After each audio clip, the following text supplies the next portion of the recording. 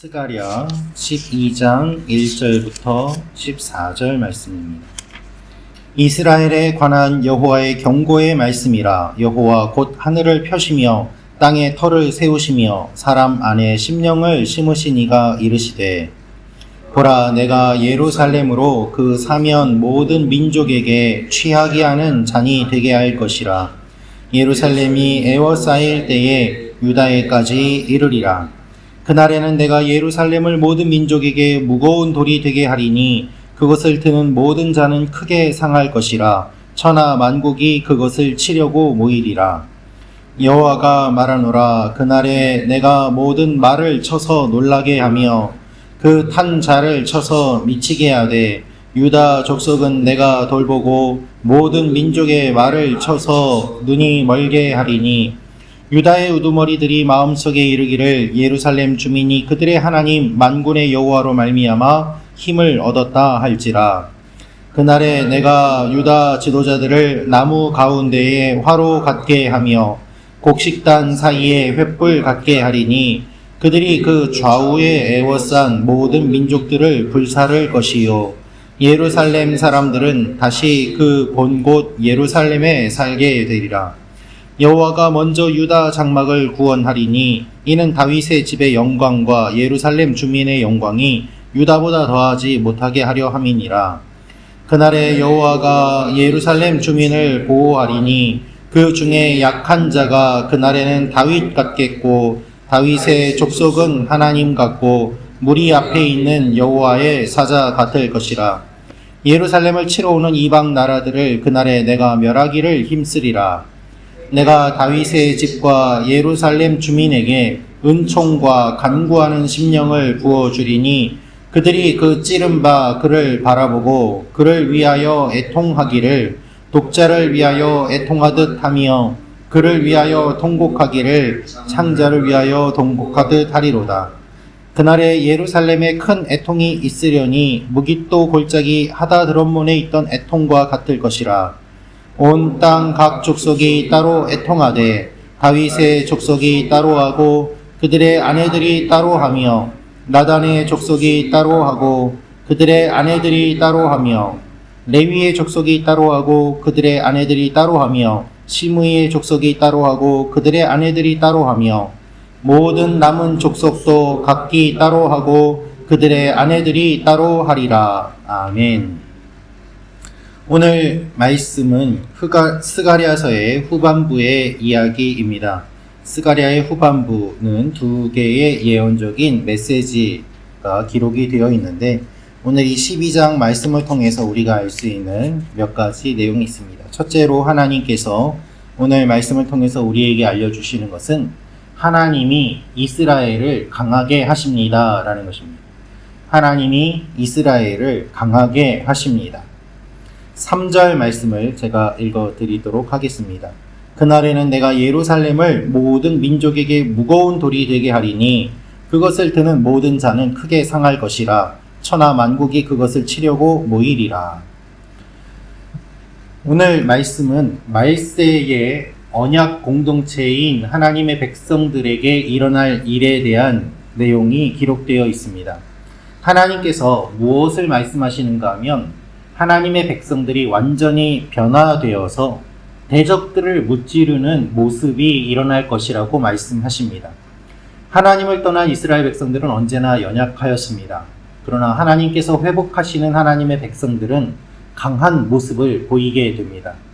오늘 말씀을 보면 이들이 큰 돌이 될 것이라고 이야기하십니다.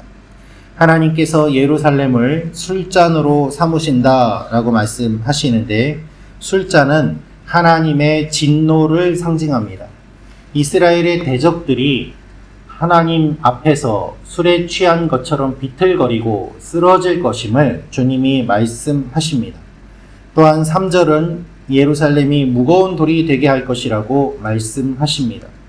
여러분, 무거운 돌은 굉장한 위협이 됩니다.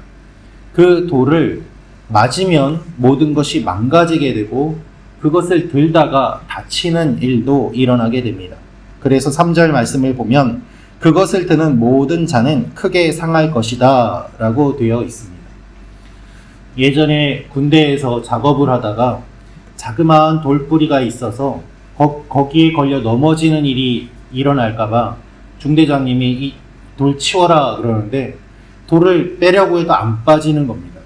그래서 삽으로 밑을 좀 파니까는 그 돌이 점점 그 아래에 큰 돌이었음을 저희가 알게 되는데 나중에 캐보니까 사람 키만한 돌인데 위에 막 요만큼 나와 있더라고요. 모르고 그걸 치우려고 했지만은 그게 잘 안 됐고 그거를 나중에 땅을 깊이 파고서 드러내려는데 중대원이 다 달려들어도 옮기기가 힘들 정도로 굉장히 크고 무거운 돌이었습니다. 여러분, 무거운 돌은 옮기다가도 다칠 수 있고 또 예전에는 이 돌을 던지면서 싸우는 일도 많이 있었기 때문에 무거운 돌이라는 말 자체가 굉장한 위협이 된다는 의미를 가지고 있습니다. 그래서 오늘 말씀을 보면 하나님께서 언제나 이스라엘이 하나님을 떠날 때에는 약하고 무너지지만 하나님께서 회복시켜 주시면은 강한 이스라엘이 될 것임을 말씀하십니다. 그들의 힘이 아니라 하나님의 힘이 주어짐을 언제나 말씀하십니다. 여러분, 우리가 강해지는 것이 아니라 하나님이 우리를 강하게 해 주십니다.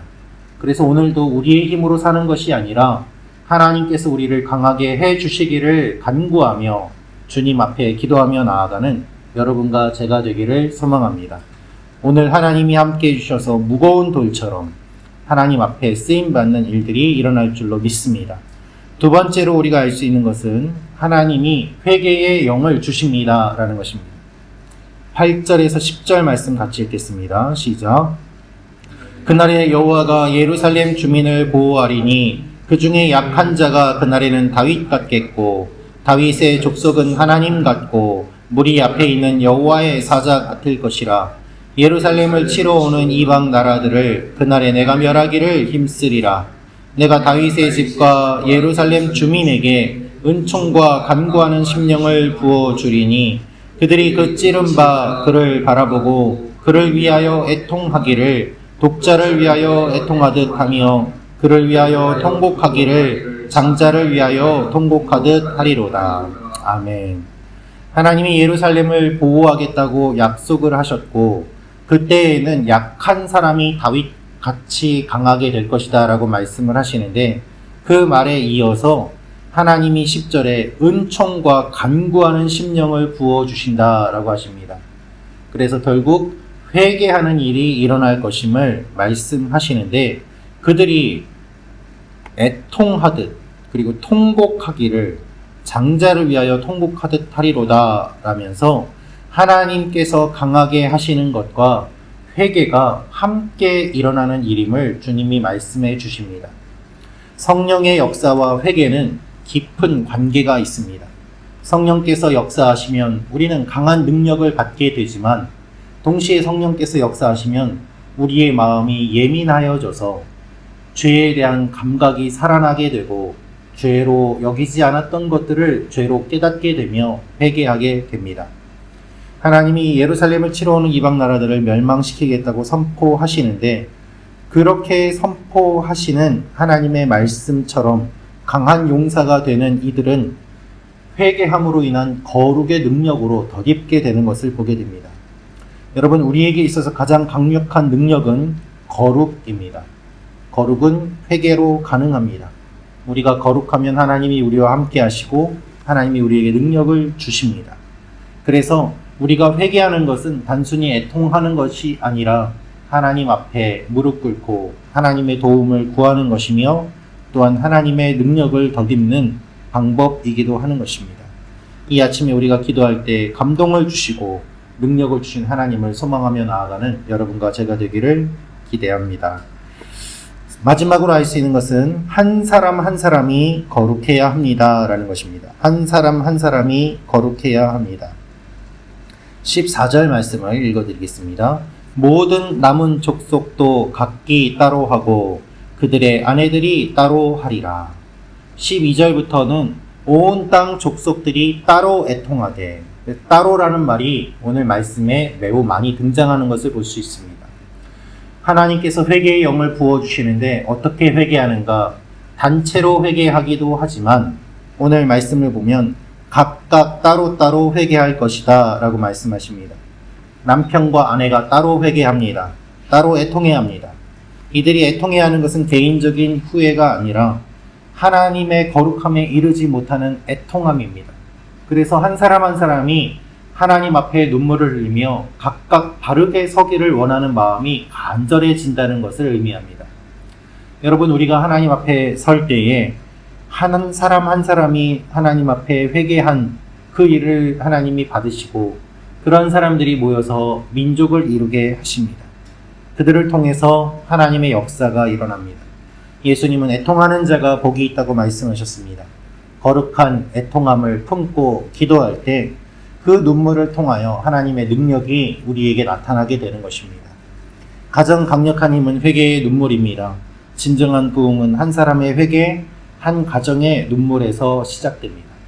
우리 한 사람 한 사람이 주님을 인격적으로 만나고 성령의 능력으로 변화되고 거듭남으로 말미암아 하나님의 백성이 되고 하나님의 군대가 되고 주님의 몸된 교회가 되어서 하나님의 일을 감당할 수 있게 되는 것입니다. 남편이 회개한다고 하여 아내가 회개하지 않는 일이 일어난다면 그것은 진정한 회개가 아닐 것입니다. 우리 한 사람 한 사람을 불러주신 주님께서 이 아침에도 여러분 한 분 한 분의 마음속에 찾아오시고 한 분 한 분에게 하나님의 뜻을 알려주실 줄로 믿습니다. 이 하나님을 소망하며 기도하며 나아가는 이 아침이 되기를 원합니다. 기도하겠습니다.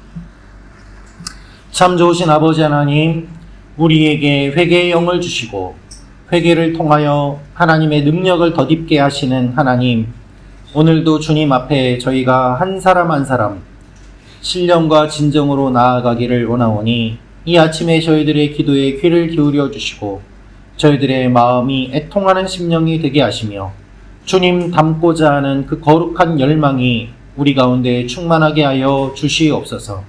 오늘도 이 세상을 살아갈 때 여러 유혹과 시험이 우리에게 찾아오지만 오늘도 시험에 들게 하지 마옵시고 우리에게 죄를 지은 자들을 우리가 용서함으로 말미암아 선으로 악을 이기며 하나님의 거룩한 능력을 선포하며 나아가는 하나님의 자녀들이 되게 도와 주시옵소서. 아버지 하나님, 오늘도 어느 곳에 있든지 우리 교회 성도님들 각자의 삶의 환경에서 하나님이 주시는 힘으로 승리하게 도와주시고 연약한 지체들을 기억하며 기도하며 나아갈 때 우리 기도에 응답하여 주시고 놀라운 일들이 풍성히 일어나는 하루가 되게 하시며 우리 교회가 되게 하여 주옵소서. 기도하는 사람으로 우리를 불러주셨사오니 우리 한 사람 한 사람이 신령과 진정으로 나아가게 하시고 하나님을 만나는 시간이 되게 도와 주시옵소서. 예수님의 이름으로 기도합니다. 아멘.